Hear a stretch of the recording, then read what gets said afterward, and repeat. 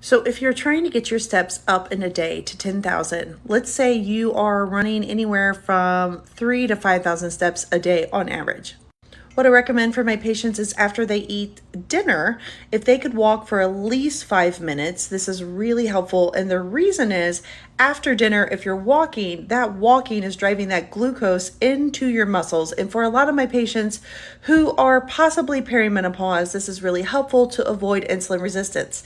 But it's a nice way to get a healthy habit in, even if it's just 5 minutes. But those little changes add up throughout the day.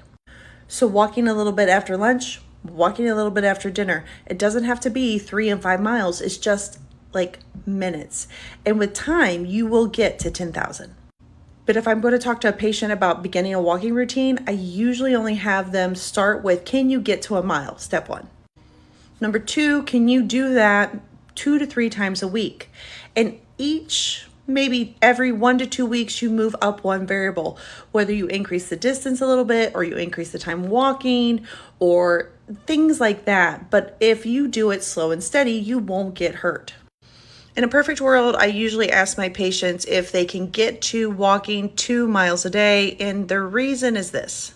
It is not the most evidence-based reason, but I will tell you, I take care of women through all the ages. I take care of women from their teens to like 100 years old.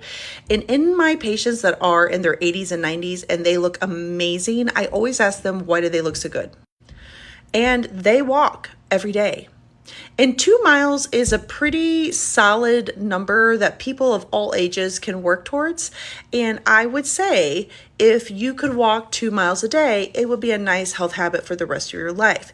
If you don't walk just separately, that's okay. But the goal is, another goal overall, a big umbrella, is getting to 10,000 steps. It will take you time to get there, but I think it is one of the greatest things you can do for your health because movement is medicine. The more we move, the more we use our joints, the more we lubricate our joints, we are getting bone density, we are getting muscle mass, and I can say safely that generally 2 miles is a safe bet for distance.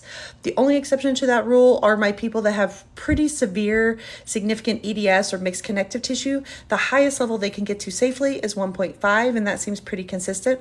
But even then, those women, they are determined because they live in so much pain, so they are just trying to keep it together.